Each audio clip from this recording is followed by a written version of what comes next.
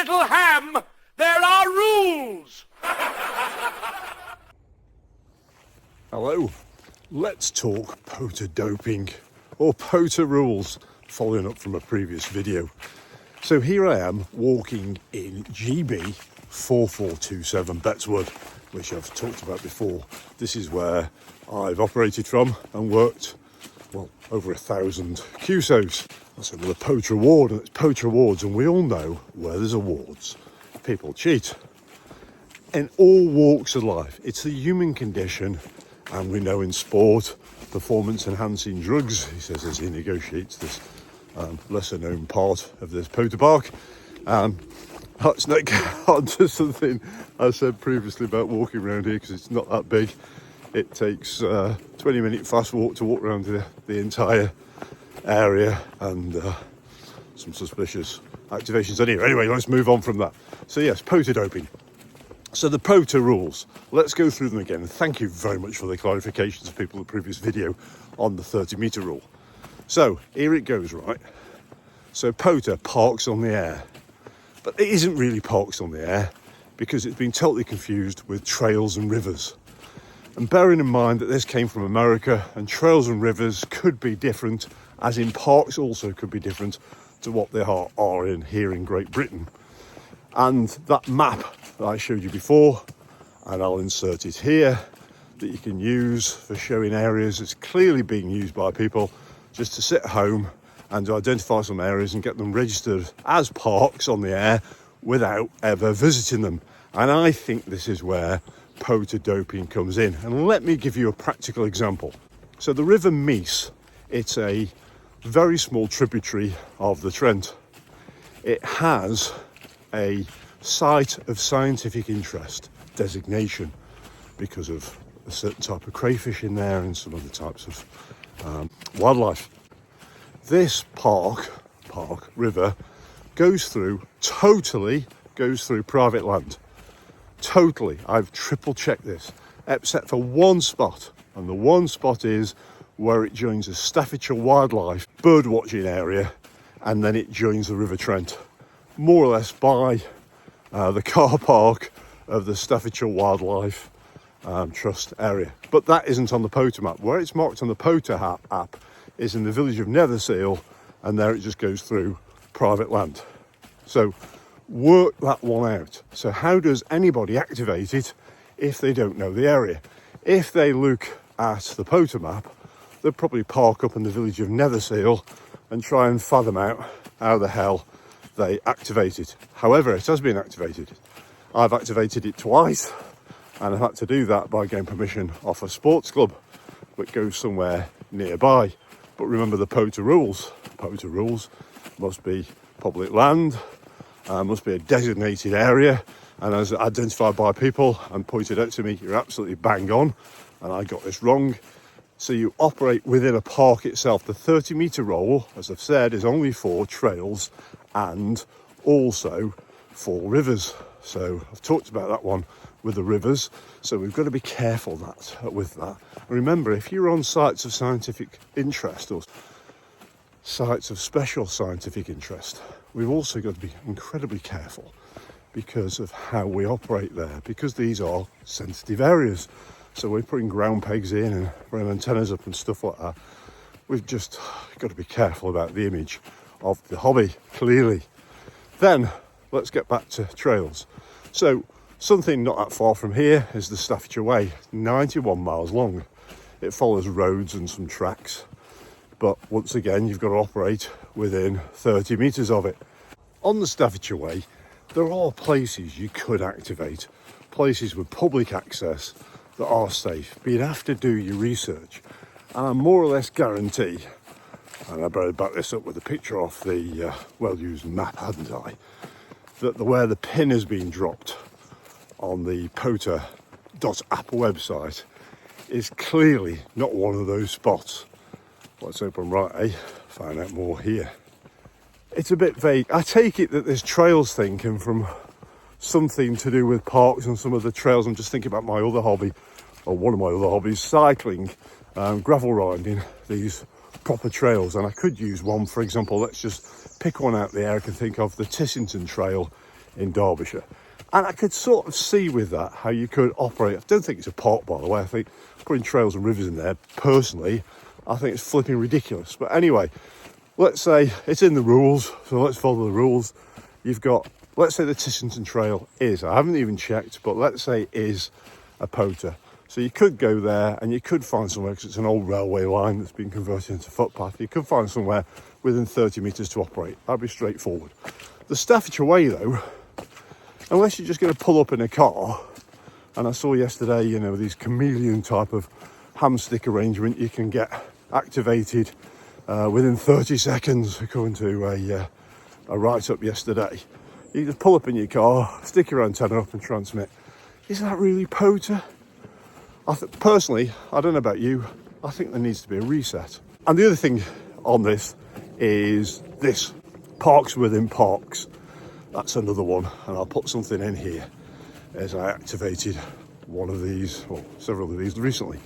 If we take Cannock Chase, which is a vast area in Staffordshire that dates back blinking eons, you know, old king's hunting grounds and all that sort of stuff. Cannock Chase is vast, but it's covered by multi-agencies. But within it, because it covers towns and villages, they also have parks in there. And you know the rules are, you can only have a park within a park if it's owned by a separate entity, which means for the team here in the UK, registering this stuff is quite tricky. On the parks within parks part, let's talk about this. So Bettswood, this Bettswood is owned by Forestry England, but it sits within the National Forest. So National Forest, 75 miles long. It was set up to beautify really old coal mining areas, and it's done a great job of it, an amazing job. But what sits within there is towns and villages, some of them are parks, and there's also other areas of the National Forest with designated names. So up the road, Rosleston Forest, of it, an amazing job. But what sits within there is towns and villages, some of them are parks, and there's also other areas of the National Forest with designated names. So up the road, Rosleston Forestry Centre, that's a POTA.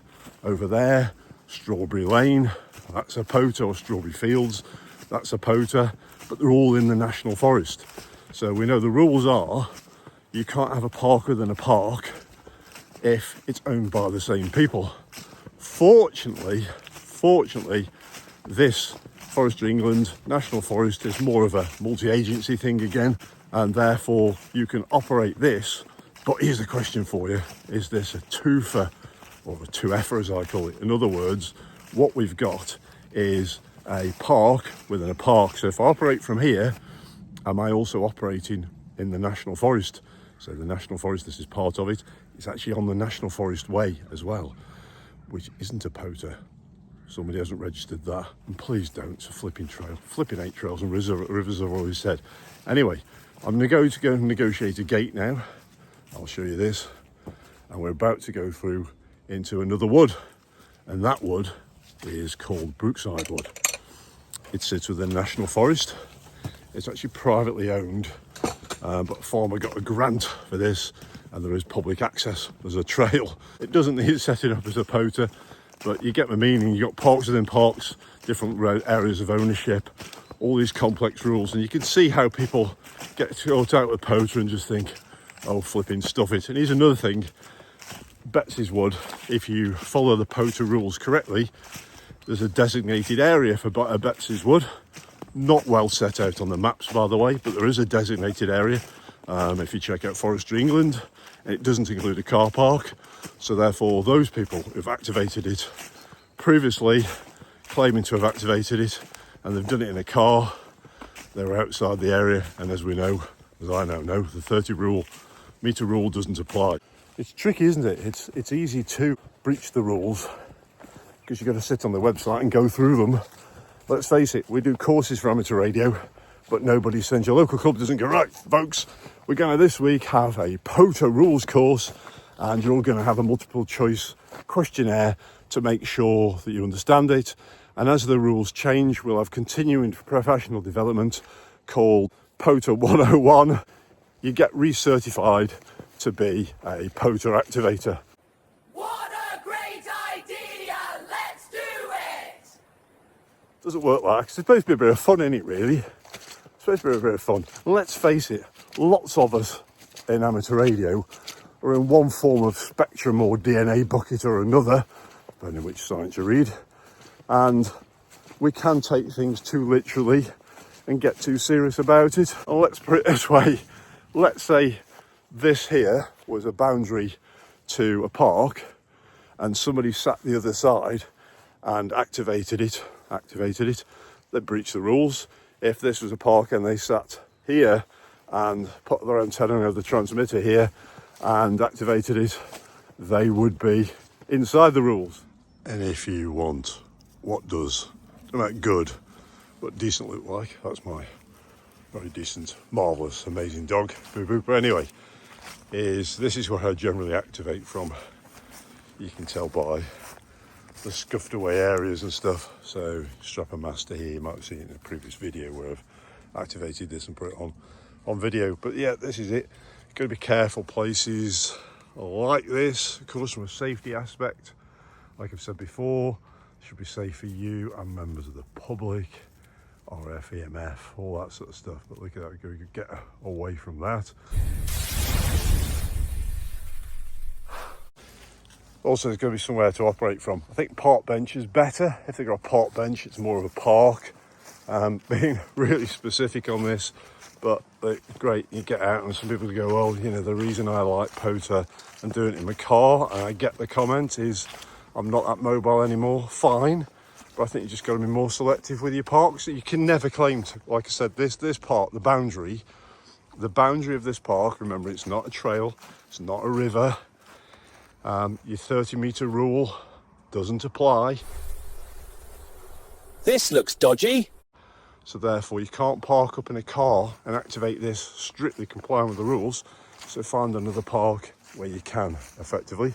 This one, you've got to bring your kit, power to weight ratio and all that, as in the lighter your kit, the more power it kicks out, the better your activation.